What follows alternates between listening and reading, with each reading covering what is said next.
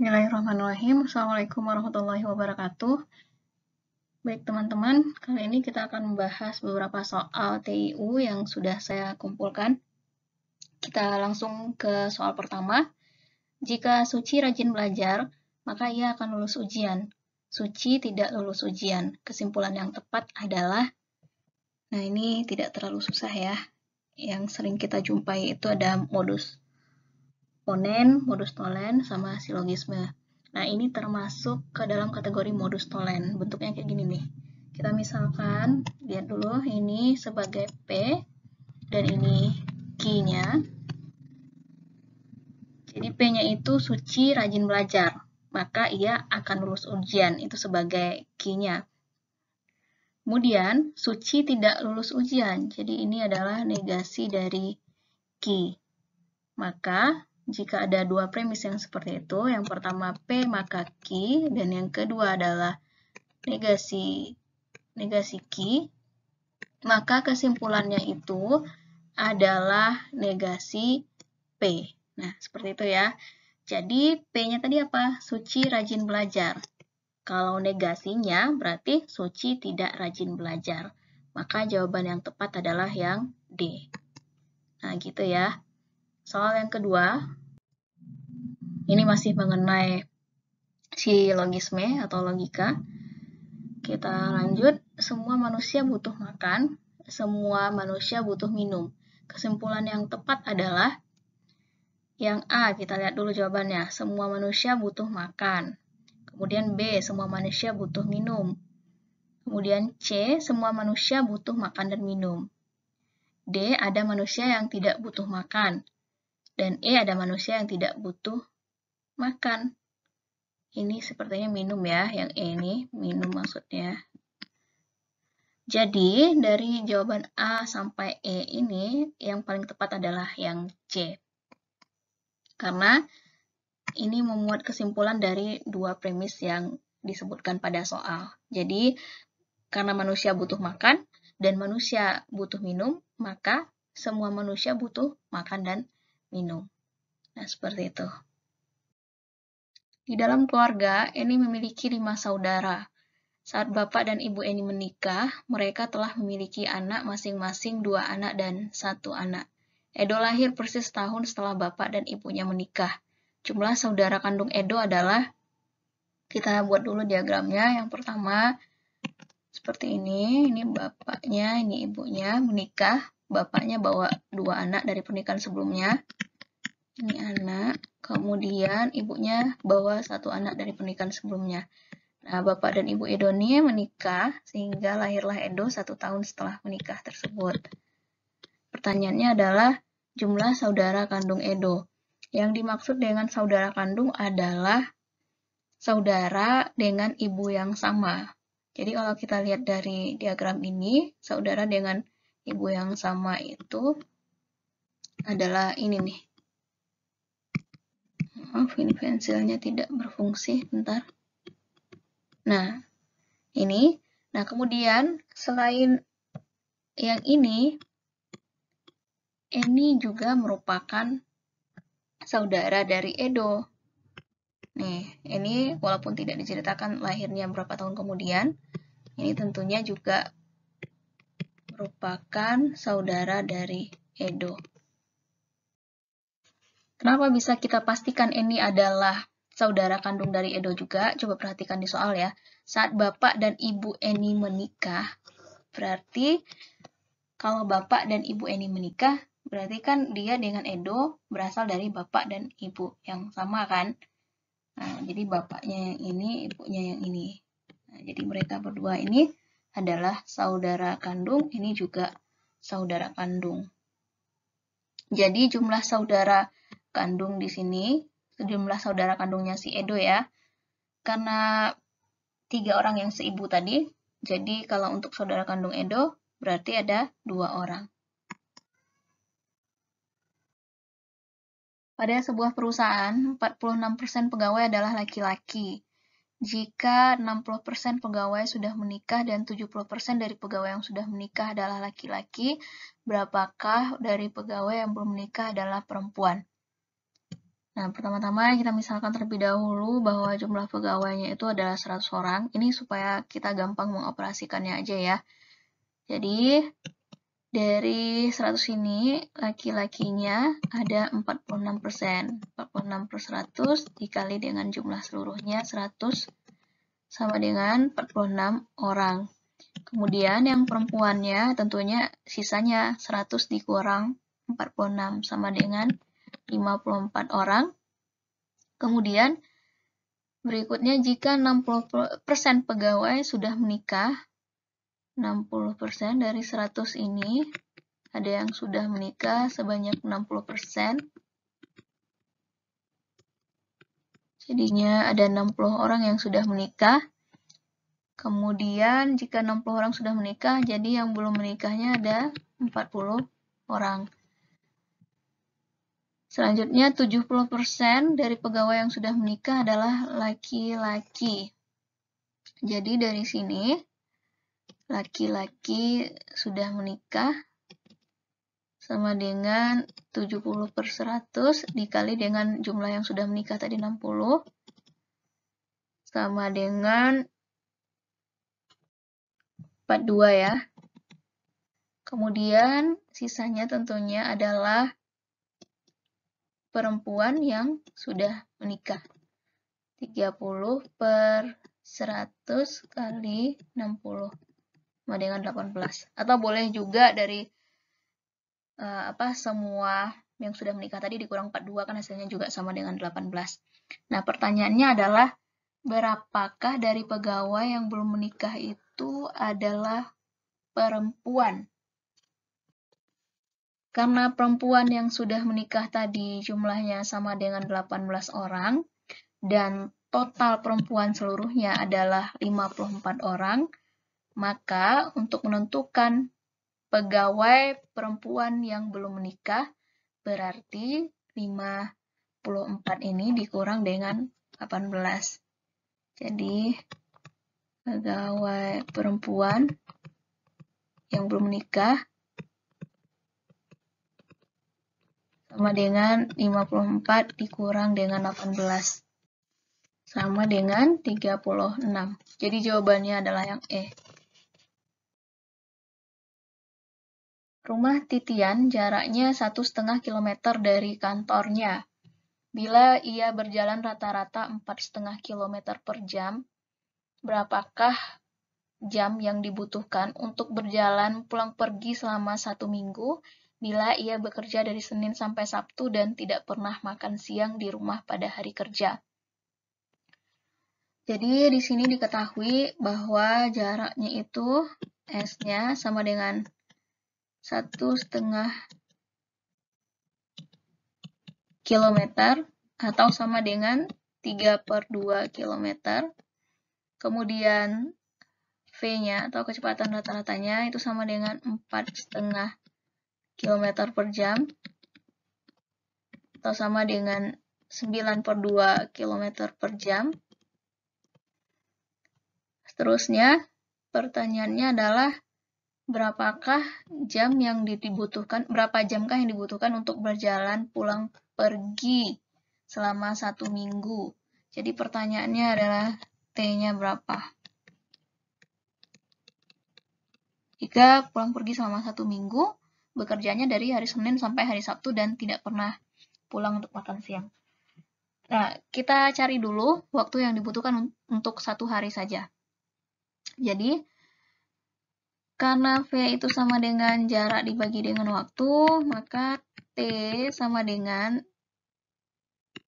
jarak dibagi dengan kecepatan. Jaraknya 3/2, kemudian kecepatannya 9/2 km per jam. Nah, 2-nya kan bisa habis, tinggal di kilometernya juga.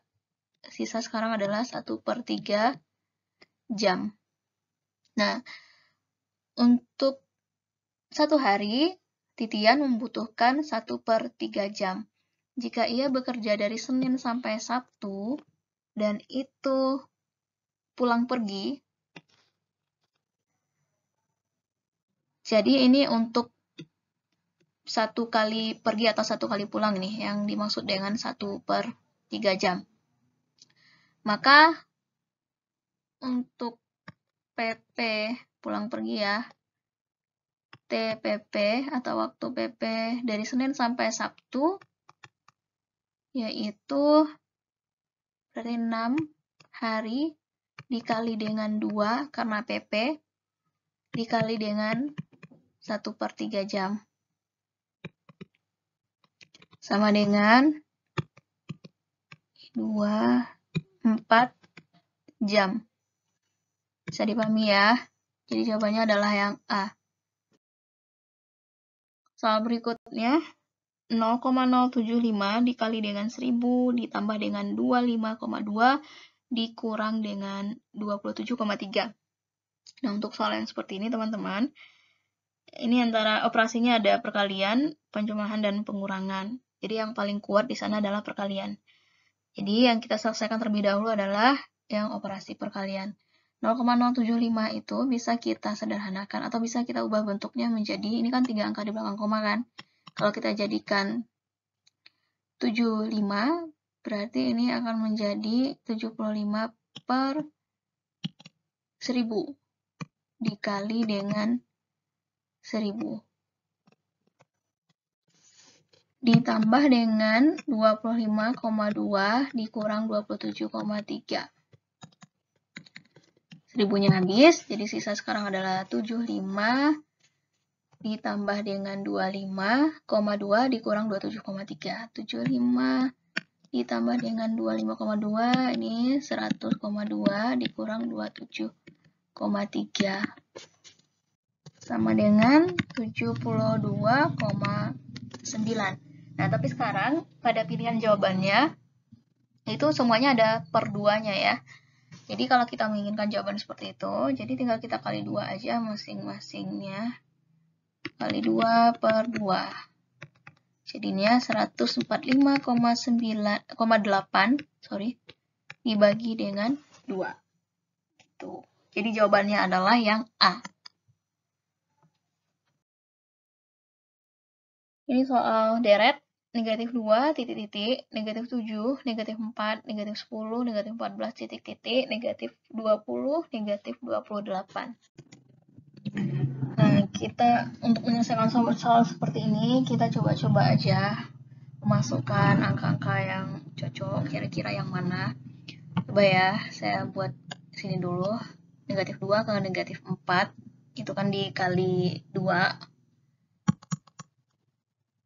Kalau kali 2 lagi,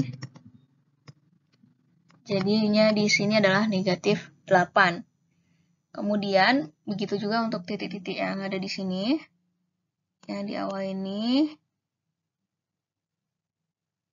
loncat 2 kan. Kira-kira apa ya isinya? Coba. Ini kalau diloncati 2 angka, 10 ke negatif 20, itu juga kali 2. Jadi di sini supaya perkaliannya benar hasilnya, maka ini harusnya adalah negatif 5. Maka jawabannya adalah negatif 5 dan negatif 8. Itu yang C. 2, 4, 10, 11, 22, titik-titik-titik. Nah, untuk soal yang ini, kita bisa seperti ini nih. 2 ke 10 kali 5 ya. Kemudian ini kalau kita lompati, dikali dengan 5 juga. Jadinya adalah 55. Nah, biasanya bilangan yang diberikan itu agak panjang, jadi polanya kelihatan lebih awal, seperti 2-3 pola, baru nanti soalnya atau titik-titiknya. Nah, sekarang cuman ada 2 pola seperti ini, jadi kita diberikan 1 pola dan kita harus nebak pola keduanya apa, itulah hasilnya. Kayak gitu ya. Mudah-mudahan bisa dipahami. Jadi kita perlu juga melihat apa pilihan jawabannya terlebih dahulu sebelum menjawab soal ini. Kalau nggak pusing, saya juga seperti itu awalnya. Ternyata setelah saya lihat kunci jawabannya, ya benar, ternyata jawabannya adalah yang A.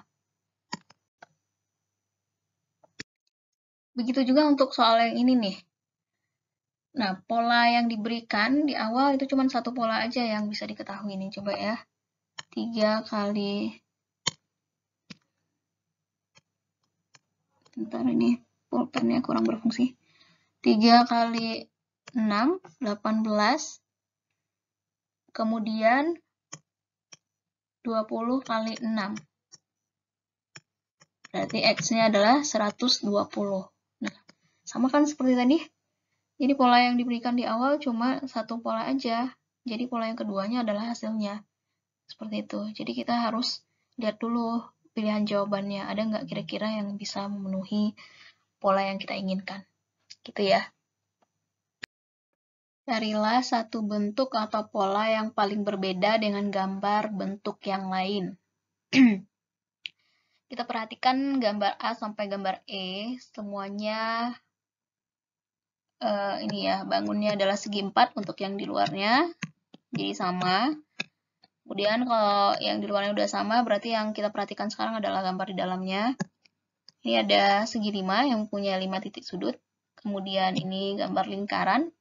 Nah, kalau untuk lingkaran itu sendiri, ini ada dua pendapat ini. Ada yang bilang lingkaran itu tidak mempunyai titik sudut, kemudian ada juga yang bilang lingkaran itu mempunyai tak hingga titik sudut. Seterusnya, yang C ada 5 titik sudut, karena dia segi 5, dan ini ada 6, ini ada 3. Jadi yang paling berbeda itu adalah gambar yang B ya, teman-teman.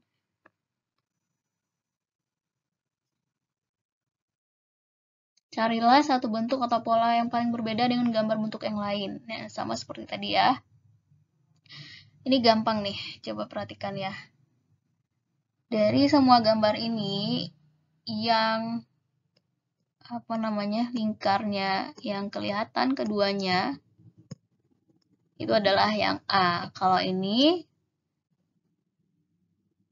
alasnya atau lingkarannya itu tertutup. Ini juga seperti itu. Ini juga kayak gitu. Ini juga. Jadi yang berbeda itu adalah yang A. Gambar berikutnya. Yang pertama seperti ini. Perhatikan yang bagian atasnya tidak berubah. Yang berubah adalah panahnya, yaitu berputar ke arah searah dengan jarum jam 45 derajat. Ini. Kemudian lingkarannya juga berubah. Seterusnya, yang gambar ketiga lingkarannya tidak berubah, tetap 2 ini seperti ini. Kemudian panahnya berubah, berputar 45 derajat searah dengan jarum jam, dan yang di atasnya juga berubah. Jadi setelah tetap segitiga 2 kali nih, kemudian berubah. Jadi kita tahu pola berikutnya ini harusnya adalah merupakan segi 4 juga ya. Dan yang ini, yang panah ini harusnya berputar 45 derajat searah dengan jarum jam. Jadi kita akan cari yang ada segi 4-nya dan panahnya berputar 45 derajat ya searah dengan jarum jam. Nah, seperti itu. 2 itu penandanya. Coba kita lihat ya. Yang ada segi 4-nya kemungkinannya adalah yang B dan yang E. Kemudian seterusnya panahnya yang searah dengan jarum jam itu 45 derajat putarannya adalah yang B. Nah, kalau yang E bukan ya. Itu sudah lebih besar dari 45 derajat. Jadi jawaban yang tepat adalah yang B.